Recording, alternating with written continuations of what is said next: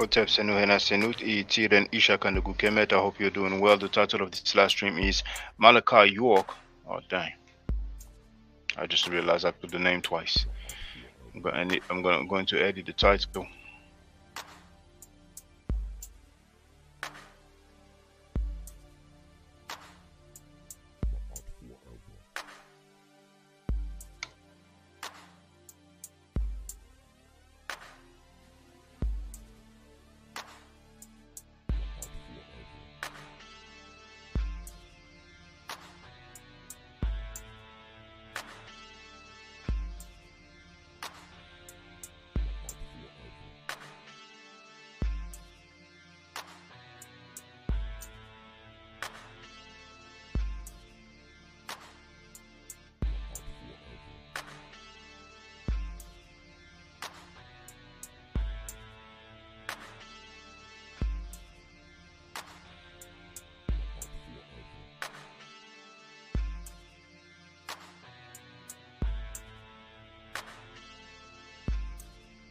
Okay, I've edited the title. So the title is Malachi York, no DNA, molestation or child abuse, question mark.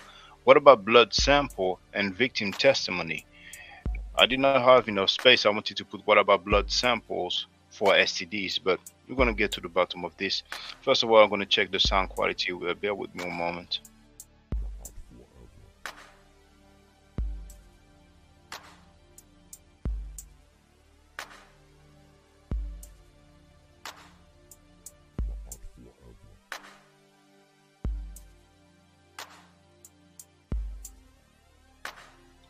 Okay, sounds okay. Let me see who's in the place to be.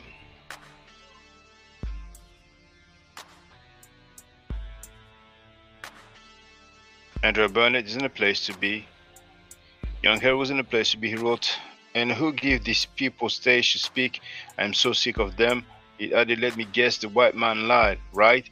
Shaking my head. Okay. David is in the place to be. He wrote live from Planet X. Now, let me show you what came up on my feed, and let me just read the fair use disclaimer. Oh, for the record, some of you may be watching this from my main channel, my Art Forever channel. I'm not sure you can type in the chat. That's why I left that message here. Those seeing this live on the My Art Forever channel can go here in order to use the chat. So if you are on the My Art Forever channel,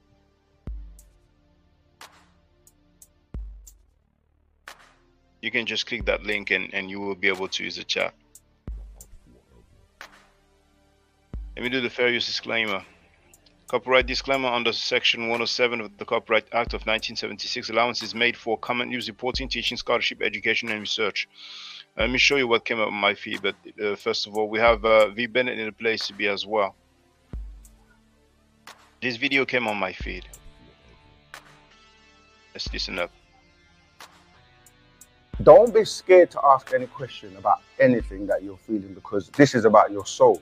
You know, we as student teachers, we only doing our best, but we have contact with a master teacher, you know. So if there's any questions or things that we are not able to answer or address, he's still alive, even though he's been incarcerated, wrongfully kidnapped, and you know, our job is to get him. Go ahead, brother. Is to get him out as soon as. No, use the mic so people can hear you. Yeah, I just wanted to know what was he incarcerated for? Right. He's been incarcerated really for putting out this information. He thought for years that it was something else because they make up lies like they do with all of our teachers. Anybody that has ever come to this planet in terms of like trying to, you know what I mean, liberate us as a people and put information out. Not just even our, if every other leader, even if you look at like even Jesus or, do you know what I mean, Muhammad, all of them got killed. Like Muhammad got poisoned. Jesus, as you know, of course, got nailed on the cross. They made up allegations, made up lies, and put him in jail for RICO.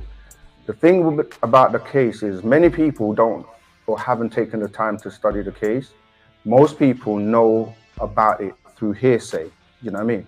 And if you want to learn about the case as much as possible, you can go on freedryork.com. We have a legal team and we have people that have been working on the case for over 20 years and they know the case very well. But they tried to say, I'm just pulling up this slide because every single leader that you see on this slide, right, was persecuted, slandered, and killed if they could, imprisoned. So they've got something called COINTELPRO, which their whole thing was fear of the Messiah, because they knew and they know that this time was going to come, where one was going to come, as I read in my introduction, to remind you of who you are, because it's already encoded in your DNA. Yeah, our ancestors, who are the Natharu, they knew this was going to happen in this day and time. So they sent him to come and raise us up. And he's been doing that by answering questions and writing over 1,000 books.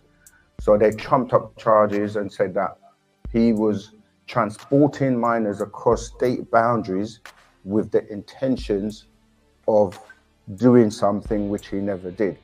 Now, they made it about children because they know that when you deal.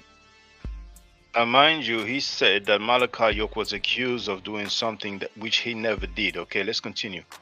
With anything to do with children, it emotionally affects people. Yeah. And so you will hear on the internet, you will hear people using words like molestation and to do with child abuse and all this kind of stuff. None of that is in the case. Molestation, child abuse, none of that is in the case. That's what he claimed. Now, obviously, he is in Wabian. You can see that modified version of the Ankh, you know, but there's a video where he says it's not an Ankh.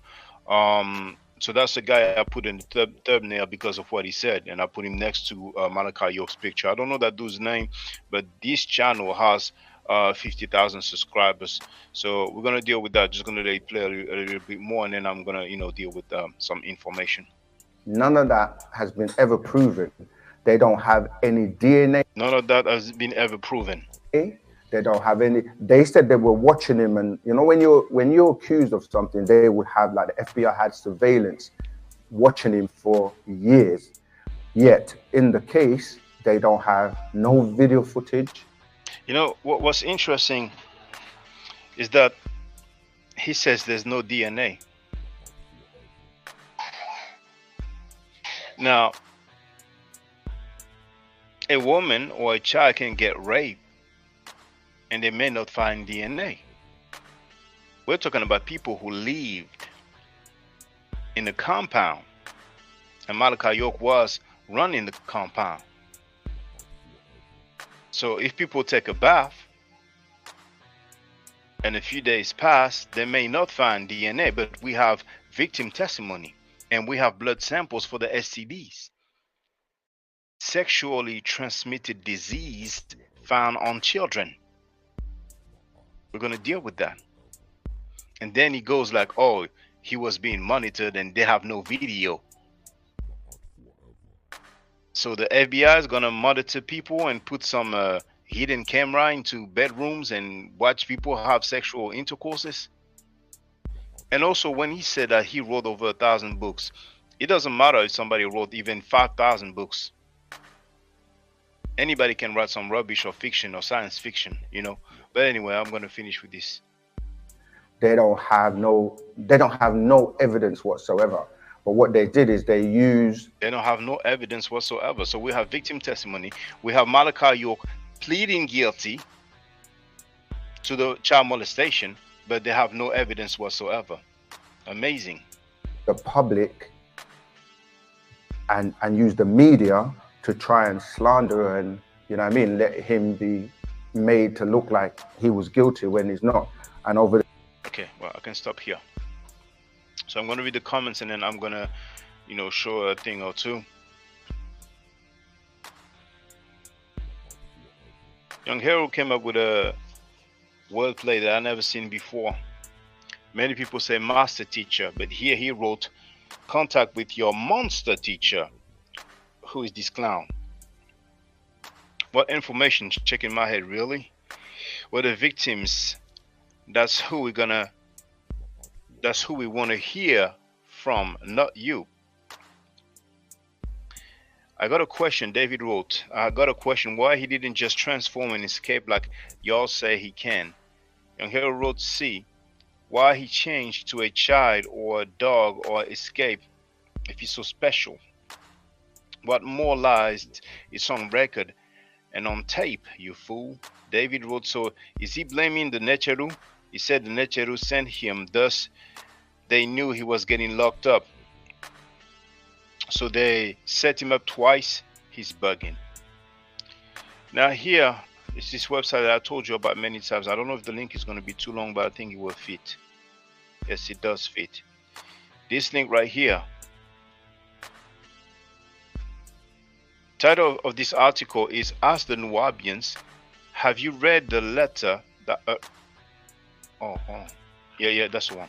Have you read the letter that alerted officials of the sexual abuses committed by Malachi York?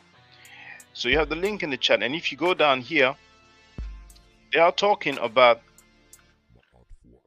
the herpes.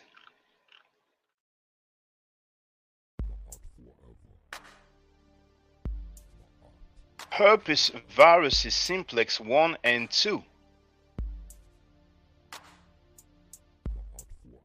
And here we are told the results showed conclusive evidence that Malachi York shared the same herpes simplex 2 virus as 2 of the underage girls, children whose time was spent in York's care. And here they're going into detail about the blood samples.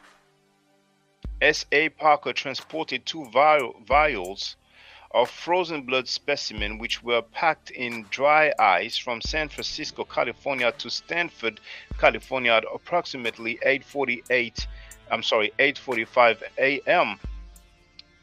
You know, the background music is a bit loud on my earphone, so I'll reduce it a little bit.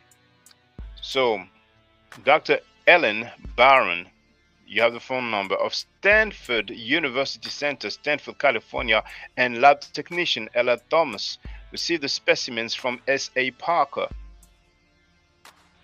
S.A. Parker remained with the specimens when they were not in a secure area. Approximately 9:20 a.m. after the specimens had thawed, Thomas began the analysis, and Dr. Barron and Thomas reviewed the results and advised that both specimens tested positive for herpes simplex 2 and negative for herpes simplex 1.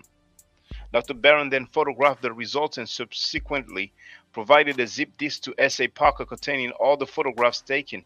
Thomas provided S.A. Parker with a photocopy of the results, lab protocol for the test, and information from the test kit distributor. S.A. Parker then returned the remaining specimens to a container of dry ice and transported back to the transported them back to the evidence room in San Francisco. As a result of this laboratory finding, a letter was transmitted to the United States Department of Justice Middle District of Georgia on November 13, 2002 to my attorney for record. I'm sorry, off record. So you have the name, Mr. Edward Garland, attorney at law, 3151 Maple Drive, NE, Atlanta, Georgia, 30305. Okay, now after that, no, okay, let's read this. I'm reading the last paragraph here. Additionally, you inquired about the number of immunity agreements between the government and witnesses in this case. There exist only two. The written agreement, the written agreement attached between the government and Habiba Washington, and an oral agreement between the government and Nicole Lopez. Further, you ask about the number of child victims who tested positive for sexually transmitted diseases. Those victims are obviously is hidden, for their privacy, who tested positive for anal chlamydia on May 15, 2002, and another person who tested positive for herpes simplex 2 on May 14, 2002, and another victim who tested positive for anal chlamydia on January 7, 2002.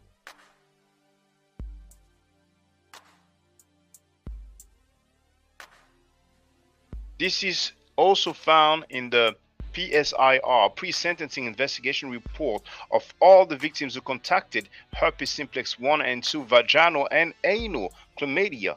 As you may have noticed, I redacted the name, so that's the author of the article.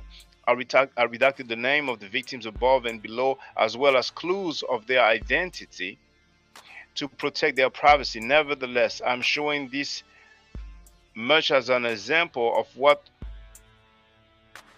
was presented in court, which led to York's guilty plea. He pled guilty. You see? So then there's another link that I want to share. Young Hero wrote, how many victims was there? I don't know exactly, but there were several victims. So this second link here, we're going to read actually from a testimony of a victim, right?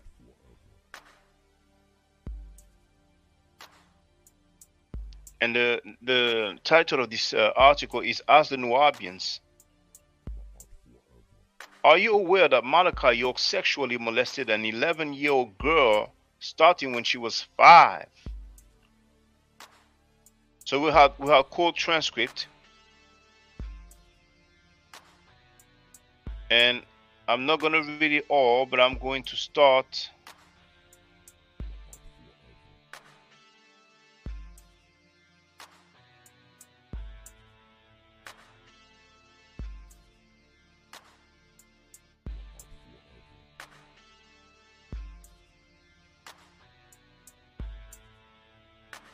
I'm going to start here.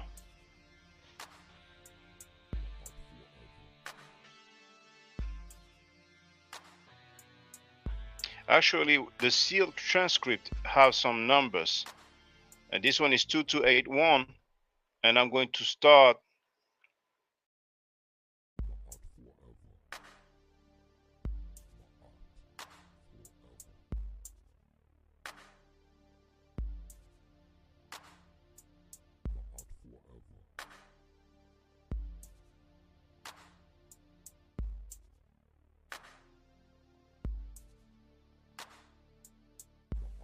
the one as number 2283.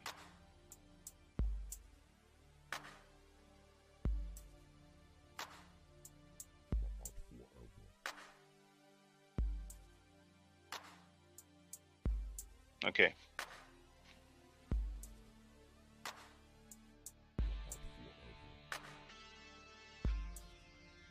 Question: did you see the defendant on occasion in New York? Answer: almost every day. Did there ever come a time in New York where Dwight York began to touch you or get physical with you? Answer: yes, on several occasions. How did it first start? Answer: It started just by touching and stuff. Like he would always put my hand on his penis and say, "What is this?" or stuff like that. Question: will other people be there? Answer: no, just Amala. Question: you and Amala and Dwight York? Answer: yes. Question: did he say anything to you? Answer: no, he would just say, "What is this?" Like question me about it. Question: about what? Answer: his penis. Question: what did you think at that time? Answer: I was like shy. Question: did this happen shortly after you moved onto the property when you were 5? Answer: yes.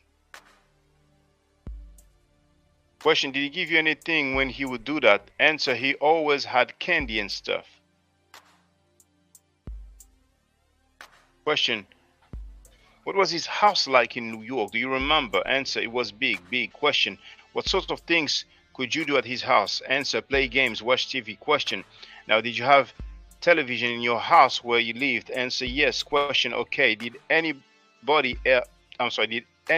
ever say anything to you about having sexual contact with Dwight York? Answer: Habiba did, but it was always, you can't tell your mother, or you can't tell anyone.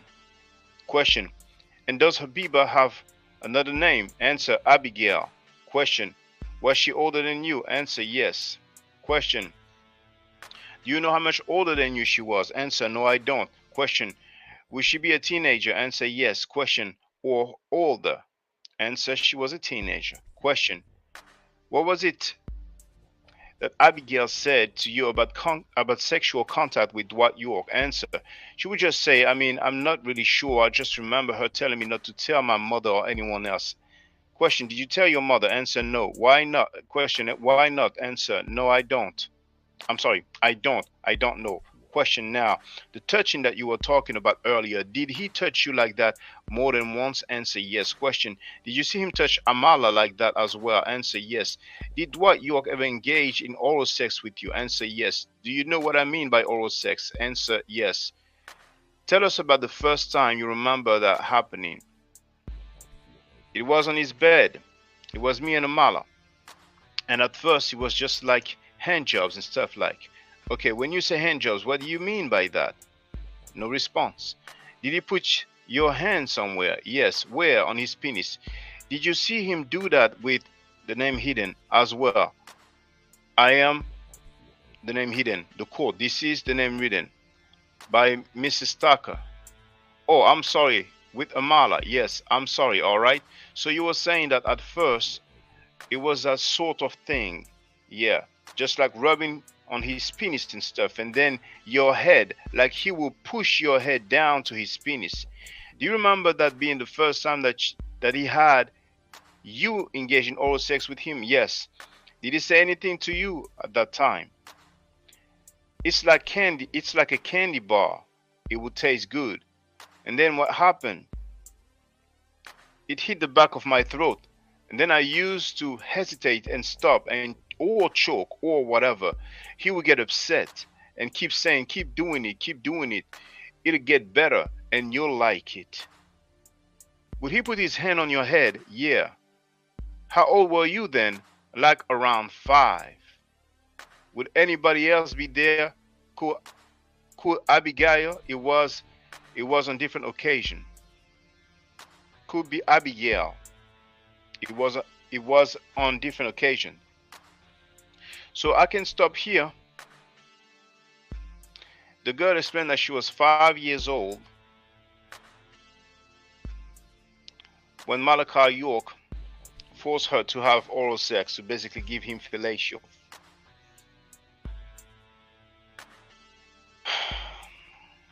Young Hero wrote, exactly. If he didn't do anything wrong, why take the plea, aka poor light? So that's what I want to share. The video that I shared is actually 3 days old. Now, if somebody wants to get on the panel to make some commentary, feel free.